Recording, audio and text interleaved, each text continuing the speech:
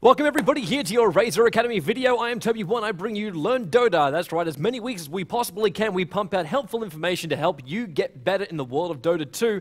This week around, we take questions from the previous video, as we always do, and this inspires our next video. Sometimes, you know what, we just find our inspiration from the games in the world of Dota, because believe me, we watch a lot of them. Our inspiration today is going to come from one big question. So for Arvin Jan, who asked me a question, can you say something about the skill build of crucial heroes like Invoker? Like when I go Wex or Quas or Exord, what's the most effective thing when it comes to skill builds? Now, Invoker is a big kettle of fish, so we're going to do him just today. That's going to be our main hero focus for today. So let's jump ourselves inside a game screen, and this is inside the Dota 2 client. So you just jump on the little Learn tab up on the top, and it'll bring you to this screen, and you can look at all the heroes available. Now, he did ask to go through a whole bunch of crucial heroes, but as I said, Invoker is he's the most complicated hero in the world of Dota to understand. He is the most complicated, and the main reason why is because he has the most amount of abilities because he combines multiple things. When you look at Invoker as a raw hero, you look at Quas, Wex, and Exort. Now, these are the three elements which Invoker is able to manipulate, and depending on the combination of these elements, depends on what spell he is able to create. So you'll notice in this little area here, we notice got one empty ability, one empty ability. Now, they're both called passives. It's because what he does is he has, for instance, one level in Quas, and will then use his ultimate, which is funny because you can get that at level 2. So once you hit, well, you always get at level 2. Or generally, I say generally, you get at level 2. Once you get 1 point in Quas, or 1 point in Wex, 1 point in Exord, you can then combine those things through your Invoke, which is your ultimate ability, your main ability, and then you can create an ability. So, for instance, if you use Quas, and you got only Quas, then you'll get a thing called Cold Snap. And that's a very aggressive early build if you want to try and gank somebody, but also stay in the lane. Let's actually jump ourselves inside a game with Invoker. It's just so much easier when we explain Invoker when we see him. So it's been played by a guy called Clint Eastwood. Very inventive name of all inventive names. And as you can see, we've got 3 blue balls going around him. So he's taking the element Quas. He's taking Quas. So the basics of Quas, so you get HP regen and you get bonus strength. The more you level up your Quas, the bigger that is going to get. So you get a maximum of 7 HP regen per instance, and then you have a bonus strength of 2. So this is how big you can get with Quas. And this is a build you will generally go if you want to stay in a lane. So if you know you're going to take a lot of harassment from the opposition, then you go with a straight Quas build. A lot of Invokers these days prefer to use another ability, and that is Exort. And whenever you're an Invoker and you start off, you will go 2 paths. One will be the defensive Quas build, so that lets you stay on lane. It gives you a lot of regen. You don't have to worry about falling back all the time, and basically that's it.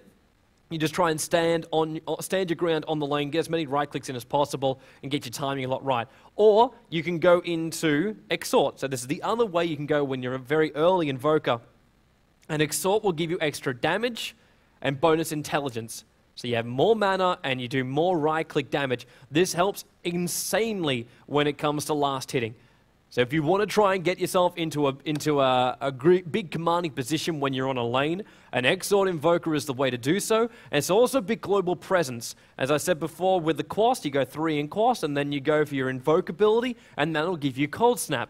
But if you've got 3 in Exort, as in the 3 balls of Exort, or wait, see, 1 point in Exort will let you do it, then you get something called a Sunstrike. And this lets you strike anywhere on the map. And this is burst damage central. So you have heroes like Shadow Demon or anybody who has a targeted stun, and that'll hold someone in place, and that gives time for the Sunstrike to channel and then fall on their heads. The big thing about this is it's burst damage globally on the map, but you as a hero also get a share in the experience if you get the kill with the Sunstrike. And that's where Invoker can be that global experience power. So that's a big thing for Invoker. There was another question as well coming out from a guy called Nesty113 who asked, when Invoker kills with a Sunstrike, does he get an earn charge? And the answer to that is no. For people who don't know what an earn is, it requires a couple of gauntlets, a bit of a Sobi mask, and a recipe. And what it does is it gives you a charge every time someone dies near you. So he has to die near you for you to gain that. So the earn charge is still held by the rules of the item, where it must be in a certain region around the hero for that earn charge to go. It's also a thing, like, if you ever seen two teams and they go double earn, there's no point in doing that. It's not like a magic stick or magic wand where it gains charges whenever an enemy opponent casts a spell. Then you get a charge, and you're like, awesome, great. And if you've got a whole bunch of people with magic sticks, they all get the charge. Where with an earn, it goes to the person who is the closest with the earn. So that's a nice little kink. And that's generally why you don't see a double earn on the field unless you've got two ganking squads, and the chances of that is generally pretty minimal. Let's go through this replay, and we'll just let it go. This is just a random public replay. Everybody can play Invoker differently. That's the greatest thing about Invoker. This Invoker, we see him going up, and we got Gauntlet, we got Circlet, and we got 3 Ironwood branches, and more than likely 1 Salve, or he's gonna go Tangos instead. So we've got one tanky Invoker. You look at him right now with 700 HP. He is going to be next to impossible to kill. Just going to happen. You cannot kill this Invoker, really, not unless he makes a big positional mistake. As far as where he goes with these items, you're looking at a Gauntlet and Circlet, so we're looking at Bracer, and more than likely we're going to go into what's called Drums. So let me just get rid of this and bring the store up. So you can bring the store up. So he's got a Gauntlet, that goes into a Bracer, and then this, I don't know if the Razer Academy thing's actually covering, I think we're okay. But it goes into something called Drums. So Drums is your next item to build through. So you get the Bracer and you go into Drums. The reason for this is if you're trying to go with a build for Invoker, and this is an item build. I know you asked me about skill builds, but let's just have a quick talk about Invoker's item builds. When you want to try and go down this path, you go, okay, well, Invoker, I want to chase. I've got Cold Snap, so I want to be able to follow them down. Maybe I want to do a lot more damage, so I can look at things like, if I'm going to go Drums, I got a lot of movement speed. And then I have something called Phase Boots, so that's just boots as well as a couple of, well, you can actually buy it all from this side little shop here, which is the little looking, he's just changed himself, isn't he so cute? But yeah, we jump ourselves over to page 2, and you see the Blades of Attack. So you can buy everything you need from the side shop, and you get Phase Boots, 1400, and it gives you so much more right-click damage, and that's generally a build you go when you go for an Exhort Invoker. But this Invoker, a very, very kind of defensive guy. It almost feels like a support Invoker, considering it's a bounty hunter on this lane. So maybe this is also something we can have a bit of a look-see at. So you look at this lane, and you got Invoker and Bounty Hunter. 2 heroes that require a lot of farm. Like a lot of farm. Bounty Hunter needs his items. He's already gone for a build which is like, oh, I'm going to take damage, so I've got myself a couple of consumables for that one. Quelling Blade, so bonus last right-click damage, which he's got Ghost Walk first level, so that's kind of fair enough. But most of the time, I guess you can use Jinder to get yourself a little bit further ahead, or Shuriken Toss if you're having a really hard time in the lane. But you don't really want to use that too much because the mana cost is so high for someone which is so damn low. But it's a it can be very aggressive, the Shadow Walk build. But yeah, let's not look at him. Invoker is the one we want to look at. So we've got 2 heroes who want to get farm. And Invoker is moving away from the creep wave and letting Bubba farm up the lane. So Clint Eastwood can then push back Mr. Tvista from the lane. So because of this, time is lost from farm. Sure, he's got a great regen. He can keep Bloodseeker off the lane because Bloodseeker, you got a melee down here and you got a range hero who can harass and just tank back. In fact, what is Invoker doing? Okay, he shouldn't be up that far. He's now tanked up that creep wave way too much. Even with 1 level in Quas, it doesn't mean you are completely unkillable. And that's that mistake I'm telling you about. You don't jump yourself up to this area when your creep wave is all the way back down here. That is a long way for a Bloodseeker to run. And Clint Eastwood is doing what he can, but of course, while he's doing this too, this may be a good thing to point out aggro. If you right-click a hero, you will take the aggro from the creep wave. The creep wave will at all times defend their heroes. So if you start right-clicking on the hero, you're going to be the one to take off the damage.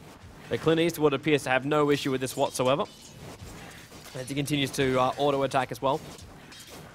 So probably not the best example of an Invoker we ever found. If you ever find yourself doing this as well, please stop. Basically, oh, we also got an early embarment, so fantastic. They shouldn't lose this game then. But we can still talk about Invoker as a core. So we've got Clint Eastwood, and he's now auto-attacking. Tower, not a problem at all. He can do that, but look at how much damage he does. It's very, very minimal. But auto-attacking a creep wave, just a very, very simple thing. So he's auto-attacked it, and it's pushed the creep wave, and let me just slow this down so I can still draw on the map. It's pushed the creep wave past the tower, past this point. Creep wave was holding about here. This is called lane control.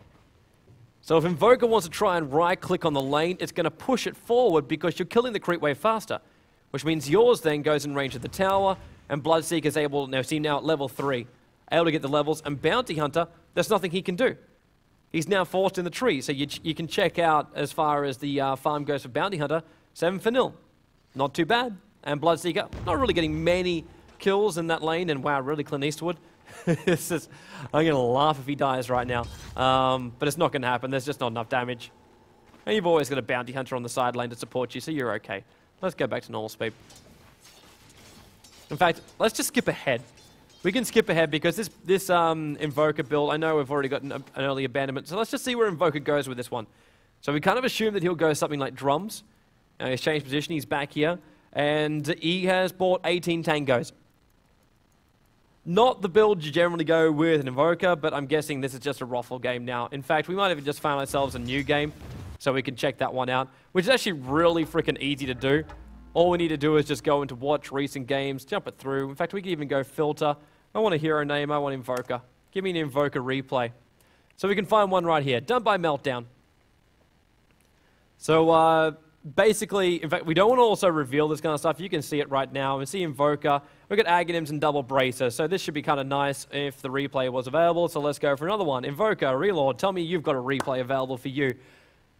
But even just checking through these builds, we've got 4-star Phase Boots and Drum. Now this one I like. And who cares about watching the replay? We can still talk about Invoker himself. Item builds wise, you got Phase Boots, you got Drum, and you got 4-star. This is maneuverability central. This kind of build you would see with an Exort Invoker. So he'd be looking to get on the front foot, looking to be aggressive, and looking to kill off people as much as possible. Also, they had a little bit of trouble being a Shadow Fiend in this game, being a big trouble, in fact. So more than likely revealing winning team would say Radiant. Yeah, it does say Radiant Victory. But it still as an Invoker goes, it lets you be really fast and aggressive, and when you combine your items with an Exort build, your right-click damage you get out of Invoker is actually really high. Gives you good maneuverability, you want to initiate, you can do so, and you get all these chain abilities you get, and once you get on the front foot, once you start pushing people back, you open up space in your own lane, and you also open up a lot more space when it comes to killing, because you got to try and basically blast it open. You could do it like you could even Deafening Blast, which is one of Invoker's abilities, and that can push through a lot. Wow, really, there's a lot of replays unavailable. Let's just jump back in time and see if one of the replays here, blah, blah, blah. What a fantastic name. We're going to PL, which was a lever. Hey! Oh, snap. So tell me we have our replay. Boom, finding replay, and give me an Invoker replay. Damn it to hell. Really? There's that many replays unavailable? We'll jump ourselves through a little bit more. There we go. We've got an Invoker, Husker, DK going up against one heavy teamfight team. Yeah, awesome. Awesome. So we're just going to pick up this replay. So let's talk about a little bit more about while this is downloading, which is actually going to happen pretty fast. Just Invoker when it comes to abilities. Now, there's one thing which I haven't really talked about when it comes to Invoker, and that's Wex. Now, Wex is one of these things which you generally don't get very early on unless you're looking for specific combos. And Wex is one of these things which is more of a, you can say it's a defensive most of the time. But I really did it just lose that game? I think it just did. I just clicked on that game and I lost that game. Damn you to hell! Hang on. No, I will find it again. I gotta use my eyes to find this little sucker. Wasn't Ogre. We had ulties, we had huge amount of ulties from their team, and that would be the top one. Yep. Fantastic, there it is. Okay. So, after I just find us a decent replay to watch, when it comes to Invoker and you're looking for a counter-push Invoker, that's generally when you try and get the Wex up. That's when you get the combinations like an EMP Tornado. So you can get an ability which creates a tornado, spins it out, sends everyone up in the air, and then you throw down the EMP. So when everyone comes back down to Earth, they haven't moved away, and the EMP will blast out their mana. Now, this is a great count. This is like, it's a great turtle hero when you look at it that way, because you're able to destroy off all of the spells of your opposition if you get a good tornado, by having this combination. And the higher your points are up on Wex, the faster the EMP will hit. So it's not like tornado has to go up, then the EMP is going to hit, and like, when's your timing going to work it out? So that leveling your Quas, your Wex, your Exort up increases the strength of all your abilities that you're able to invoke. And that goes, well, fantastic, because If the stronger they are, the better they are. But that also comes with a catch-22. Because what happens when you want to go multiple abilities and you want to jump between the two of them, or 3 or 4 abilities, and you're trying to invoke them through and through and through? And the easy answer to that is, you've got to focus on what you need. So if you want to have a Sunstrike, if you want to have global control through a big burst damage, then you need to level up your Exhort above everything else. And that's also going to give you right-click damage, so then your arm's going to try and suit with that one. So it's your kind of hero that you want to play for. Like, you want to have an aggressive right-clicker hero who can blast everything on the map. Fantastic. But what if you go another build, and you go for the Quas build? So you get a lot more tankier, and you become more of that stunner disabler kind of guy. So maybe then you've got to look down the lines of something else. So, and then maybe you got your Wex build. So there's your defense build.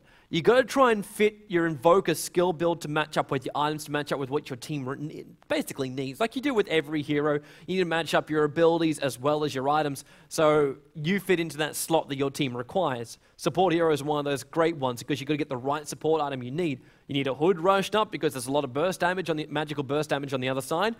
Fantastic. Who do you want to get? Let's grab ourselves a Darkseer. He can do that kind of thing. Can farm from the jungle easily, get good farm on the side lane. You've got all of these options available for you, so you've got to try and build your stuff correctly when you try and make a hero. Now let's look at this guy, and I'm hoping this one's going to be one hell of a better Invoker.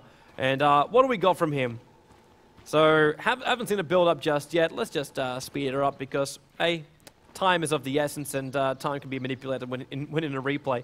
So this Invoker, I kind of like this, the fact that he hasn't said, you know what, I'm going to skill up this ability right now. It's almost like he's waiting for his lanes and waiting for all the heroes to be selected so he knows who he's up against. If he looks at this lineup, if I was looking at this lineup, I'm going to take a crap ton of damage from this lineup. I cannot be over-aggressive on any of these possible mid-lane heroes. And the main reason why is the Dire selected to go for basically 4 melee carries, you could say. Pudge is a semi-carry. Say it, Ricky Maru kind of blends over the hard to semi-carry. They're both, Pudge and Ricky Maru are the mid-game powerhouse heroes. Spectre and Void are huge-ass late-game heroes. So Invoker's just like, I'm going to take a lot of damage early on. 100% agree with this one. 3 levels up in Quas instantly. He's probably going to feel like he's going to take a lot of damage in mid. Hero he's up against, Faceless Void as well as Pudge. And there's the Prophet to try and balance out. I'm guessing the only thing he's going to try and balance out is the farm levels. There's not much more he can do.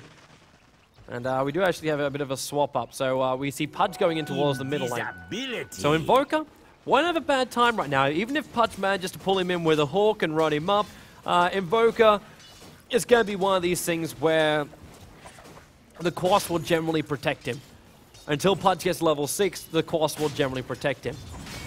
Okay, we're going to just ignore this bottom lane, even though that's probably going to be where First Blood's going to happen. There's a wonderful pause out from Prophet. But you just check out, so Invoker probably thought, you know what, I'm going to have a kind of spammy kind of guy in the middle lane. Considering those 4 heroes are there, it's not actually the case.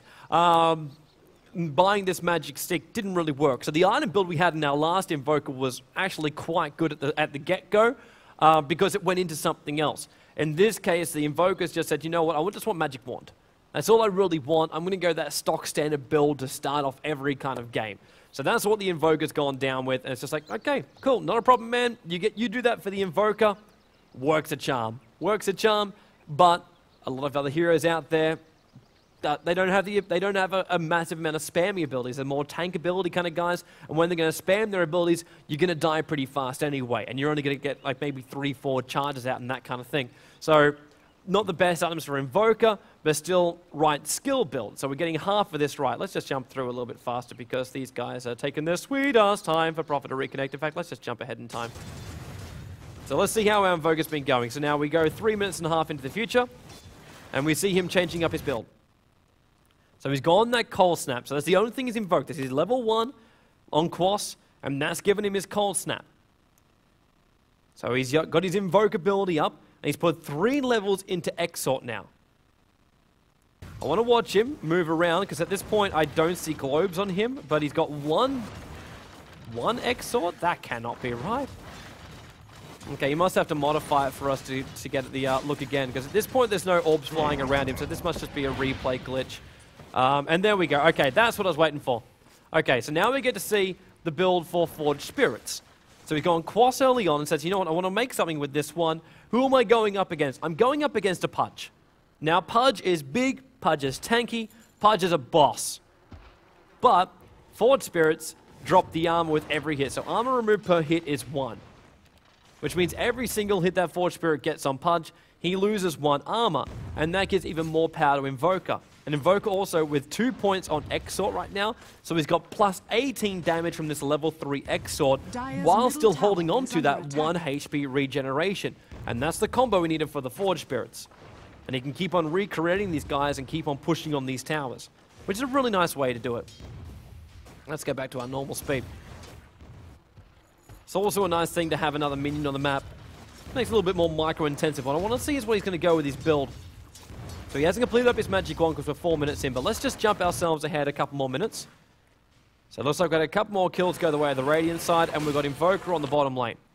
So I've got a 4-man push going on the bottom lane. In fact, the tier 1 tower is already gone, and this is going to be where his money is going to come from.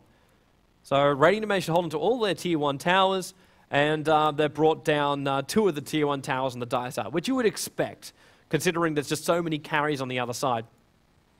Invoker, his build, Phase Boots. So he's continued up in the Exort, got more damage in that, up to level 5 on that Exort, and then 3 into the Quas. So I like this little build which he's still doing. It's the Ice Wall as well as the Cold Snaps. The more levels up in Quas, and that's going to be a nice way to try and hold people in place so we can start right-clicking them, and then just quick switch over to Exort, because you can do that as well. Got a whole bunch of different... In fact, it's glitched out because it's given me 3 levels in Quas and then 2 onto the Exort, which is completely impossible because he cannot have that many orbs flying around him. So we'll just go until he switches himself up a little bit more. At this point, team fight galore. You're in face of Void. In fact, just that little point there, I just want to point out one small little thing. Void, one of the most beautiful ultimates in the world, if you get it right, of course. And he popped it off, and it managed to cover, let's just slow it down, this area here. But he couldn't attack the heroes that were here because of this ice wall that was up from Invoker. So it was just too much slow. Boy couldn't do anything. In fact, he's even just like time walking himself back out again before DK is going to let off a Flame Breath and kill him. In fact, the Flame Breath, ooh, just sits on the edge of him. He just backtracked? No, he didn't. But this is just a bit of a mess of a battle, because there's no support heroes for the Dire. So there's very little they can do. They're only upsides the fact that Invoker was picked off by the Rikimaru in the back end of play. But Rikimaru threw his life away to do so, because it looks like he was pretty low in life before this battle even started. But let's stop trying to commentate the game, because that doesn't work. Let's look at his item build. So, okay, he's got Forged Spirits, Phase Boots, Drums, and Magic Wand. So he can push nice and hard. He kind of knows now that actually the Magic Wand does work for him because they're pushing down the towers. And that's forcing damage and spells to pop off from the Dire side. So because of this, he's actually getting charges for his wand. Nice little cheap kill. So this item build actually works for Invoker. But a couple of abilities, and you'll notice, well, a couple of them on cooldown now. So what do you do with that? Hopefully, we see an Aghanim separate from him in the future, and he continues with the support items, but 2700. We might just make him go normal, and we should see a point boost now picked up. It's good life points, it's good aggression. In fact, he's going to be aggressive himself on this bottom lane. He shouldn't, because this is not a fight he can win. Already his teammates are gone, so he goes 1 by 1. He does manage to pick up the Rikimaru with a nice little combo, but now he has to switch himself out of this. So he's got 1 point in everything, so he can try and switch his abilities. And just too much life. Just too much life on the Dire side for him to survive through that one. So let's jump ahead. So, well, hang on, someone's saying goodbye. Hopefully that's not real. Oh, it's the top lane because they're going to kill him. The ultimate snap. Bring him down. So there's our stuff. Wizardry, Ogre Club, and Point Booster. Now, the thing I want to point out about this, and hopefully we can have a good example. I'm just seeing a push on the top lane, but I want to take it back a little bit further to hopefully when Invoker does buy up the Aghanims. Illusion. Let's jump ourselves ahead in time, and I just want to watch his build. So I just can't move the camera too fast, because the camera goes at the same speed. So this will be the tier 2 tower going down, and they're going to keep on going through in before he's got his Aghanims, which is a little bit depressing. But what I want to talk about with the Aghanim Scepter if you look right now, lol, Pudge. If you look right now on Invoker, he's got Cold Snap on cooldown, and he's got Chaos Meteor on cooldown. All of this can be changed around once he has the Aghanim Scepter. Because it's no mana cost. Normally it's 60 mana to use your Invoke ability. But you remove off the cooldown and remove off the mana cost, and you can change abilities after ability after ability after ability after ability. It just keeps happening because your Aghanim Scepter makes it so easy to do so. And this makes Invoker one of the hardest ones to play. And for the question which came out at the very, very start of this, which was from Avanjan, saying, what is the most effective thing for skill builds for Invoker? There is no perfect answer to that. So the reason why I tried to make it so we go through just a couple of the abilities, but look at him as 3 elements. And how those elements come into the game. Every ability Invoker has got can find a place in the world of a Dota 2 game. What suits your game will be very, very dependent on who you're going up against and how you can work as a player. So Quas, Wex, Exort. What do you want as a passive ability to make you stronger? That's what you got to try and work out in the early stages of the game, because you can go multiple blends. This Invoker, we've got 4 on Quas, maxed out the Exort, and then put 1 into Wex just so you can couple a couple of different abilities. So this is one way of playing an Invoker. But the best way that everybody out there, for everyone who's tuning in, if you ever want to try and play an Invoker, play around with them, try and use bot games, and just do stupid stuff. Stupid stuff with Invoker to try and practice his abilities, know the different things you can try and play around with. Okay, I've gone completely out of my mind with Invoker, and even then, that still wasn't enough time. It definitely was not enough time to try and explain an Invoker, but it's just one of these things where, guys, over time, you will learn exactly what an Invoker does, play around with him yourself, instead of just going through ability after ability after ability, which we could do, and that's going to be boring as all hell. I prefer the hands-on practical approach. What did this guy do? Learn from that. See what another guy does? Learn from that instead. Got a couple of what extra questions we've got. Just maybe one more to wrap it up. I got a question about First Blood. So this comes out from Mr. Alex Zuzu. And his question was about First Blood. What exactly is First Blood? Can you tell us a few words about it? Nice little way to end. First Blood to end this up. First Blood is the name given to the first kill on the map. So the first blood being spilt. When that happens, you get 200 bonus gold to the person who gets the first blood. Big thing to get, and then you get the normal gold you get for killing somebody. Be it assist, be it normal gold. So the extra 200 gold, like, big bump up in gold. Normally, you want to try and get that onto, if you want to rush up a high carry, like if you want to get an anti-mage with the Battle Fury really early on, then he's a nice person to throw it onto. But most of the time, I'd recommend, if there is a First Blood, give it to a support hero. So for all those people out there who go, oh my god, the support stole my First Blood, I'm carry, man, I need this money. The support's going to help you more with that 200 gold early on than you as a carry will be able to use. Because 200 gold is going to mean, like, what do you got? Salves as well as tangos to fly out to you. That's one entire free set of wards. That is a flying courier if you want it. A little bit short, but flying courier if you want it. All these different things which supports can make that 200 gold go into is just so much more diverse and so much more effective for your team as opposed to 200 gold, which might give anti-mage boots early. You got to work it out in the end. Who's the best one to give it to, but also make sure you get the First Blood. Extra 200 gold advantage against your opposition. You can't say no to that. And you get to win your lane very early on. So that's the wonders of First Blood. And that's also going to be the wonders of the Join DOTA Academy for this week. We will be back very, very shortly as well, because I know the other video is ready and rearing to go for the next week. And I plan on doing a lot more of these in a lot more frequency? Yeah, that works. A lot more consistently. So guys, keep your eyes over on the Razer Academy website or over on the YouTube channel of Cult of Razer, which is the Razer YouTube channel for everything Razer, as well as hopefully all of the Dota videos, which I'll be pumping out to you guys. So thanks very much. This is Toby1, and this was your Learn Dota for the week.